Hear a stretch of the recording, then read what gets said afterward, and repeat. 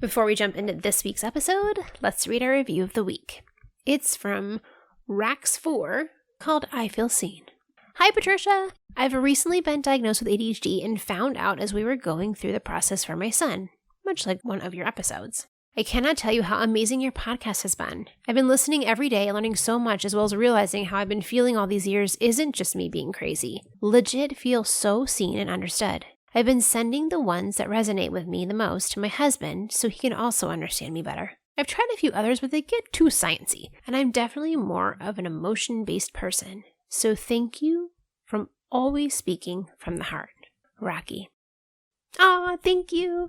It is mind-blowing that when we've gone through our whole lives not knowing that this is part of the reason that we are who we are, then we have that clarity to be like, wow, this is it. It is the start of so much healing. Sending big hugs to you and your son too. And Mama, if you have not done a review or rated the podcast on your app, please go in and do that, because that helps this podcast be heard by more and more mamas out there. And that's what we're trying to do. Spread the good word. Let's jump into this week's episode. Are you overwhelmed by motherhood and barely keeping your head above water? Are you confused and frustrated by how all the other moms make it look so easy? You can't figure out how to manage the chaos in your mind, your home, or your family. I get you, Mama. Parenting with ADHD is hard. Here is your permission slip to let go of the Pinterest-worthy visions of organization and structure fit for everyone else. Let's do life like our brains do life. Creatively, lovingly, and with all our might. When we embrace who we are and how our brains work, we can figure out how to live our lives successfully and, in turn, lead our families well. At the end of the day, we just want to be good moms. But, spoiler alert, you are already a great mom. ADHD does not mean you're doomed to be a hot mess, Mama. You can rewrite your story from shame spiral to success story. And I'll be right here beside you to cheer you on. Welcome to Motherhood in ADHD. Hey there, Successful Mama. It's your friend, Patricia Sung. So, spur of the moment decision. I'm turning this travel series into a 3-part series because this conversation has come up twice in 2 of my different one-on-one coaching appointments in the last week. And I was like, ooh, I need to talk about this. So, what's been going on? We talked about in the last 2 episodes about the prep. So like, how do we get all the stuff planned? How do we get all the stuff packed? But you know what? On the other end is when you're coming home and you have to do all the unpacking and get back into regular life, which is quite frequently a really difficult transition for us. Now, obviously, if you've been around for a hot minute, you know that I've talked before about how transitions are really hard for us. We need more time and space to transition from one section of life to another. When you leave for a trip, that is already a transition. So the whole preparation of going on a trip is a different phase of life than regular life. Then you go into a different phase in the actual vacation, which depending on where you're going, may be multiple transitions into different places or, wherever you're staying, or if you're on a road trip, traveling about, there's a whole bunch of different transitions there. Then you come home and you're in this transition period of getting back into regular life before you're actually in regular life.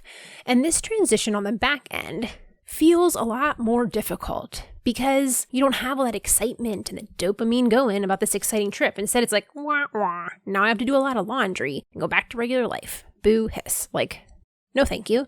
There's way more difficulty in that transition getting back in than on the front end. So in these 2 different client conversations, one of the moms was talking about logistically the difficulty of trying to get her little ones back on track, back on a schedule, and how, especially when you have kids who are neurodivergent, they also are going to struggle with these transitions. And they go from, especially if you have somebody probably in your family working, 1 or 2 working parents, you get this vacation time where they're with 1 or 2 parents all the time. They're getting all your attention. They may be with family, grandparents, aunts, uncles, cousins, where there's a lot of connectivity going on, a lot of connection, a lot of love felt. And then you go back to real life, there aren't all those extra people. There isn't all that extra fun.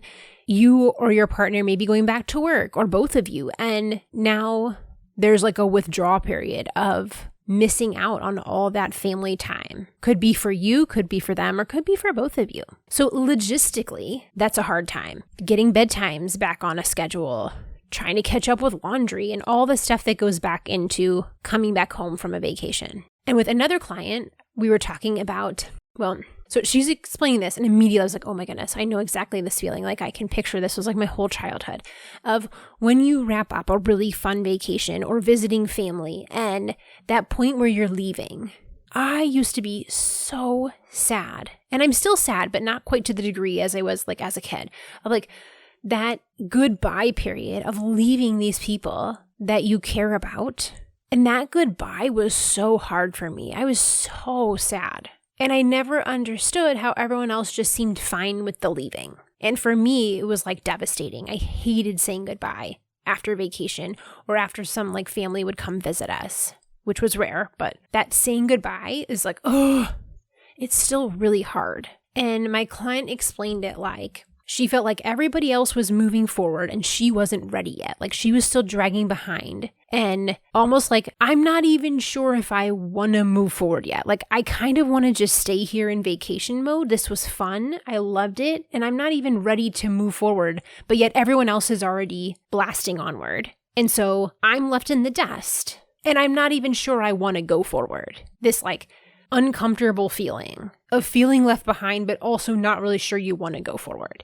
And this conversation was really healing both for her and for me in being able to walk through that transition point. So first I want to talk about logistics. I'm like, I think I might have talked about this before. I've definitely talked about it in Successful Mama meetups and like with my students before, but I'm like, oh, did I ever talk about this in the podcast? I feel like I must have. I mean, and this is one of my like key things in life here is re-entry day. Whenever we go on a trip or we have a big transition, I plan for re-entry day. Like side note, I also use re-entry day for like the end of the school year going into summer. I use re-entry days like going back into the school year. Re-entry days are like a designated day of transition. I need this. I think my kids need it too, but mostly I need this. What this looks like is in my schedule, I am designating time to transition.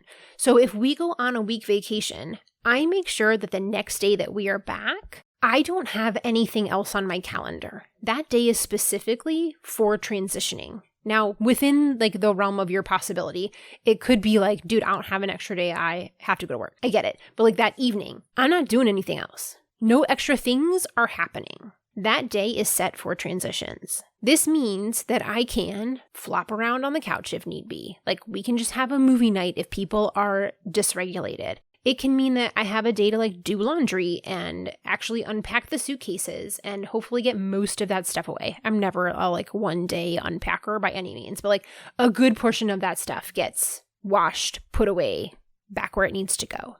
Now, I even plan for that on the front end of like, I'm not taking an extra day of vacation necessarily, but like for this year for spring break, we came back on Saturday so that I knew we would have Sunday to transition and then be back to normal on Monday. Old Patricia would have absolutely died. Like, how could you possibly choose down another, like you would turn down a day of vacation in order to do laundry? Like, you've obviously lost your mind in your middle age, Patricia. That is what 20-year-old Patricia would say. I like to think 20-year-old Patricia meant well, but 40-year-old Patricia is older and wiser and knows that that really matters and that transition time is needed. I am so much happier to have that day set aside to adjust. Not because I love doing laundry, because actually it's like my least favorite chore ever. I'd rather scrub toilets than do laundry, to be honest with you. But having that day to reassemble my life and get back to normal for the next day that I consider actual real life is a game changer. Because it's not just about doing laundry. It's about allowing us enough time to sleep, allowing us to go to bed back on our schedule, to like have the time and space to get back to real life that started on Monday. I had all of Sunday dedicated to the transition. For example, like school is, wrapping up for us soon here on the Northern Hemisphere. So for us, school ends like right before Memorial Day. So that weekend, like that last week after Memorial Day for us, which is the last week of May. So the kids finish at like, I don't know, it's like, I do not have a calendar in front of me, but let's say it's like the 25th of May. Then there's Memorial Day weekend. And that whole next week, we don't have anything on the calendar. I have a very minimal work schedule. There's no camps, there's no activities, there's no nothing. This is our day to adjust to being at summer schedule. The kids can wake up whenever their body is happy to. We will be a little bit looser on bedtime, but still, I mean, like, I'm still pretty, like, on top of the bedtime. I'm not going to lie to you. I have flexibility, but within a window, which is, I mean, how I teach you in, like, time ninja mastery is, like, we have a window of tolerance, and when we are outside the window of tolerance, hot mess. We have plenty of flexibility in the window. That's part of what I teach is, like, know where your window is. What's your capacity? How much wiggle room do you have? And then we're not going to go outside that wiggle room because that means that you're dysregulated and unhappy. So what's within your capacity? So that week, it's like, if we wake up one day and everybody's like, man, we really want to go do an activity, cool. But I'm not planning a bunch of stuff going on that week. That is a chill week. Now, the week after that, my kids are going to camp at the local arboretum, which I adore. But that whole week is just a transition into summer. It's for rest. It's for relaxation. It's for like recuperating from like the zoo that is May between like the field trips and all the end of school shows and the end of year parties and the swim party and the friend party and this and then that. Like it's a lot that month. I need the week to recover from that. And they do too. Like, let's ease in. And then like on the flip side, when we go into school starting back up again, I have a full week before school's starting blocked out. That's where we readjust our schedule to getting back to ridiculously early bedtime because we have to walk out the door at 7 a.m. to get to school on time. So we got to go to bed a lot earlier than your average Joe because that is really early. Not a morning person, okay? And I know that my kids don't do well on not enough sleep. Like they take after their mother and they're hangry people and they are also grumpy people when they don't get enough sleep. So that whole week is like, let's bump the bedtime up 15 minutes a night. Let's get used to getting up earlier. Let's have the whole week to make sure we have school shoes and backpacks and like whatever needs to be prepped, whatever errands need to be run. Like that week is dedicated to resting because rest is preparing us for the work that is to come. The week after, like the end of school year, that last week of May for me, that's a recovery week. That is recovering from the craziness that happened. But I want my kids going into school being rested so they're prepared for the work that they are about to do. Rest and recovery are two different things. Rest can be recovery, but recovery is not rest. So what does this mean for you? Is in these times where you're transitioning back from a trip, how much time do you think your family needs, you included, to get back to normal? Some of it's just a mindset issue, like just a mindset issue, Patricia. Like some of it is just knowing like, I know my kids are going to be really grouchy. They're sad that they're not with their cousins anymore. Or they're sad because, now mom or dad or whatever parent is now at work again. They're sad because they don't get to just eat bowls of cereal whenever they want and eat whatever snacks and there's not a free for all. Whatever it is that they are missing from that they really loved about vacation is not there anymore. And that is a bit of a mourning period and grief. How much time do we need? Knowing that everyone's going to be a little bit grumpier. How I need to have a little extra patience. And also I probably have less patience because I'm tired and I'm trying to get my house back together and I see this big giant mess. These are the things when we go in and know this is what this is going to look like, how much better we can be prepared for those transitions because we know going in what we're working with. And if we can give ourselves 24 hours to reacclimate to real life, it's such a gift when we can. Obviously, it's not always available to you, but when you can, it's a really beautiful gift to give yourself. And if you can't, knowing, okay, well, what can I do? Does that mean we don't have any after school activities that day? Does it mean that I order groceries instead of going to the grocery store so that way I can not have to do that hour-long errand? What is the thing that you can do to serve you and to be prepared knowing that this transition is going to be more difficult? Because here's the thing. Just because these things are difficult doesn't mean we don't want to do them. Just because it's hard to get back to real life doesn't mean that we don't want to go on a trip at all. Just because it's a lot of work to plan and pack and all that stuff doesn't mean we don't want to do the thing at all. Like, we still want to do the fun thing. How do we do it in a way that's ADHD friendly? How do we set it up in a way that makes sense for you? How do we take care of you in that process so that you can still do all the fun things you want to do and get them done in a way that makes sense for you so that you're not burnt out by the end of the process? That you aren't hating life 24 hours before you leave on your trip or 24 hours after you get back. We can do just about anything with ADHD. We just need to do it in a way that makes sense for us, not the way that everyone else tells us. And a lot of people will look at my reentry day and be like, that's silly town. Like, why would you give up a day of vacation when you could be, I don't know, where y'all want to go? Maui? Like, you could do another day in Maui. And I'm like, no, I would rather not do another day in Maui. I would rather have that transition come through, because then I really enjoyed my trip and I'm not cursing the ground you walk on the day we get home. Because it also gives buffers for like delayed flights or, car trouble or whatever it is that pushes you behind schedule and then you don't get home when you thought you were going to. That re-entry day allows the buffer for you to deal with those unexpected things. Because one of the things we don't really consider that much is that when you have ADHD, a lot of times you don't look forward in time. Like, we don't worry about what's not now because it's not now. I'm only looking at what's now. This is where we struggle with planning because it's not now. What do you mean you want me to like worry about what's happening next week? Like, I'm not even sure what I'm eating for dinner. Like, that is way off in the future. When we can pause for 2 minutes and write down all the things that we're worried about popping up or like obstacles we think that are going to happen, we can proactively plan for those.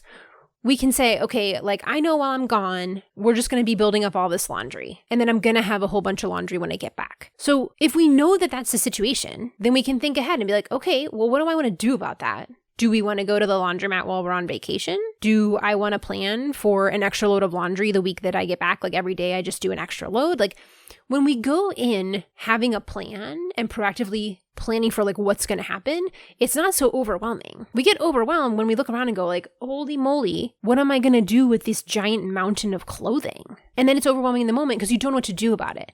Whereas if we go in like, hey, I'm going on this work trip, my family's all here, I'm going to make sure that I teach my 11-year-old how to do laundry so that they can do these 2 loads while I'm gone, and then it won't be so overwhelming when I get back. Like, they can handle all the stuff that just goes like washer, dryer, hang up, or fold. Like, it's not like too much. I'm not asking them to like do a delicates load here. Like, can I put somebody in charge of like the basics while I'm gone so they don't come back to a big giant disaster? Because learning those life skills are really important for our kids. Like, when they go off to college or get their own apartment one day, like, they need how to do laundry. So you can teach them. I mean, honestly, even 8-year-olds can do basic laundry. They can learn that and they can help so that when you show up, it's not an overwhelming burden. You can show your 7-year-old how to load the dishwasher. Like, is it possible that you're going to end up with a few melted Tupperware lids? Sure, but that's part of the learning process. As moms, we have to take the time to teach our kids these skills and be okay with the screw ups and the mess ups along the way for them to learn these skills so when they get older, they can do it on their own, but also like they can chip in now. They can all have jobs to make your life easier because they are part of the family just like you are and they can contribute. Y'all just got a total random soapbox here. Like, I want you to know that you don't have to be the only one who does stuff, and you can teach other people in your family how to do it in a way that is honoring to them and learning a life skill. And I'm not saying that like every 15-year-old is going to be like, oh, Mom, I'm so glad you taught me how to do laundry. No, that's not going to happen. But everyone in the family can contribute. And when you set that expectation of everybody is helping, everyone is contributing, kids actually take a lot of pride in having things that are their responsibility that they are in control of or responsible for. It's all in how you sell it. And how you train them, how you teach them, just like, on the job training, how do you do this? What does this look like? What does a successful load of laundry look like? Like, what do you mean by that? And setting the expectation and making sure like they have the capacity in their day to do it. They know like when they should be starting the laundry, when they should circle back to stick it in the dryer, when they should circle back to put it in the basket. Like, even your 2-year-old can match socks with you. All of this prep and cleanup for family trips does not belong on your plate. Okay, let me get back on track here. That is the logistical side of the aftermath of a trip. But what about on the heart side of feeling like you're not ready to be done with it, or feeling really sad about goodbyes, or just that struggle to move your heart forward when you're not sure, like, do I even want to? Like, I just want to like be here in this happiness a little while longer. So I'm going to walk you through what I did with one of my clients so that you can also think through, like, in that transition, like, what do you need? So one of the first questions I ask is like, why is it hard to move forward? Like, do you want to move forward? Why don't you want to move forward? Like, what's so great about this that you don't want to move forward? Like, why would you not want to move forward? Because there's always a positive intention under all of our feelings. So why do you want to stay where you are and not move forward?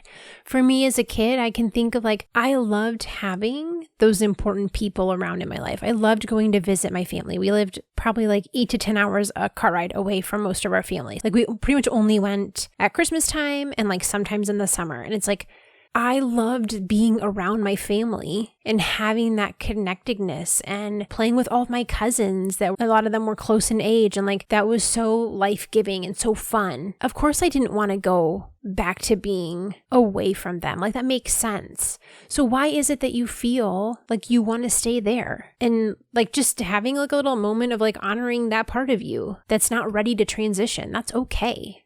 You don't have to hurry along. And when you're ready, what does that transition look like for you? Is there a way to save those memories so that you can refer back to them anytime you want? So we talked about this a little bit the other day on the sleep episode of thinking about your thoughts. Like, what's going on when you're trying to sleep and you can't? Or like when you're really anxious, what's going on in your thoughts that you know you're feeling anxious or feeling like you can't sleep? And how you can start modifying your thoughts to be more conducive to calming down or to going to sleep. It's the same thing here of when you think about those good memories, like you can pull that memory up anytime you want. You don't have to say goodbye to it. Like, you're not letting go of it forever, which a lot of times with ADHD, like it feels that way because when things aren't right in front of us, we don't remember them as well. Like we're not as aware of them as well, I guess would be a better way to put it. Like, there's always like these jokes about object permanence, which is, not exactly scientifically correct, but like we just don't think about the things that we're not seeing in the moment. So it can feel like these memories are, or these people are far away because we're not thinking about them. But let's take a moment and like save the memory so that you can pull it up anytime.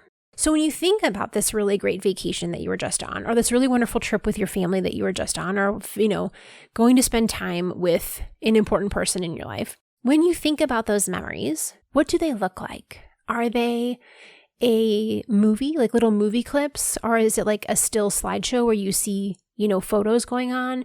Is it that you hear the conversations that were had or the laughter that was going on? Do you notice any like smells, sights, sounds? Like, think of all your senses. Like, what do you notice about those memories? So when you think back to that special trip, notice how the memory, like for me, they're little movie clips, like 2-3 second, maybe 5-second tops, these little clips. Do you see them in color? Or are they in black and white and sepia tone? Are they clear or more fuzzy? Do you hear the noise that goes along with them? Like, is there like a soundtrack? And it could be like the people talking. It could be music. It could be that you feel certain feelings in your body. You may not have any visual component at all. It might just be the way that you feel about it. So how do you feel about it? Do you notice your heart beating or your breathing? Do you notice like a warm, fuzzy feeling in your stomach? What do you notice about how you're feeling in those memories? And as you gather all of these adjectives on how your memories feel or sound or smell or what have you, I want you to just like take a little note and save all those characteristics. For me, they're short movie clips. They're in color. They're a little bit fuzzy. I can hear the things that were going on, but they're not super clear. Like, it's kind of echoey. Like when you watch in a movie and they show like, oh, the scenes from that person's childhood. It's kind of like these little flashes that are out of focus, and like you hear like a laughter, but it's like sounds far away, like ha ha ha ha, like in the background. Like, that's my memory of appreciating that moment. Maybe you feel your kid's hand in yours. Maybe you feel the sun on your face. Maybe you notice that look in their eye when they look at you. And as you tuck all these little memories away, you can go through, like now that you know like what their like characteristics are, you can go through and save a whole movie clip montage or a whole slideshow or a whole soundtrack of what that memory means to you. And like literally I want you to imagine like hitting save and like putting it in your hard drive so that you could pull it up later, and just take the next 2 minutes and save all of those memories in their place. Because you can go back to those memories anytime. It's not the end of that feeling. It's not the end of that moment. You can go back and pull those out anytime that you're like having a rough day and think like, man, remember that camping trip we did?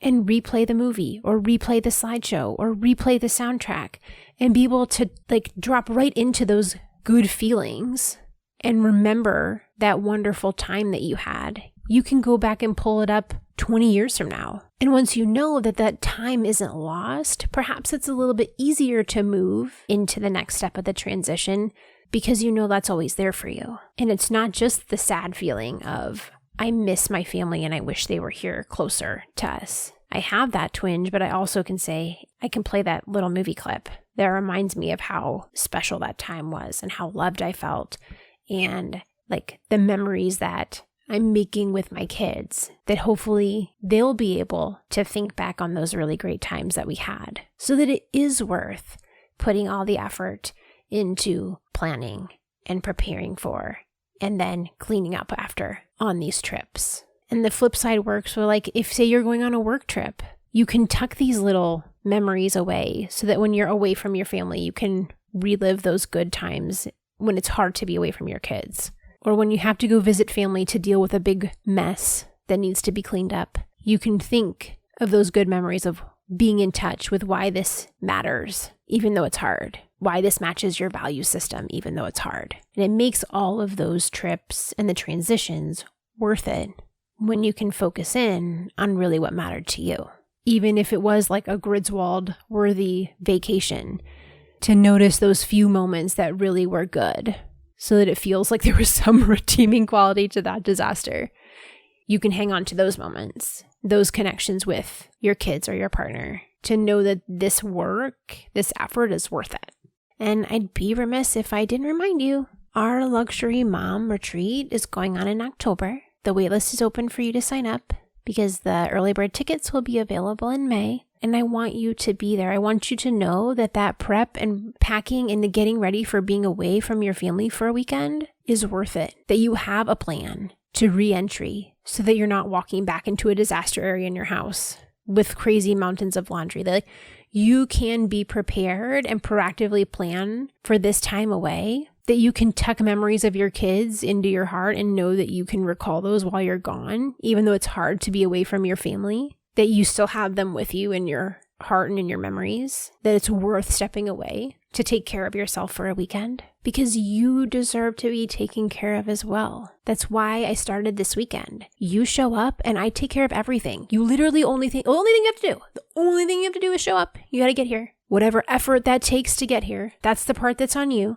I'm not going to pretend like it's not work as a mom to prep and plan and get here. And once you're here, I take care of everything.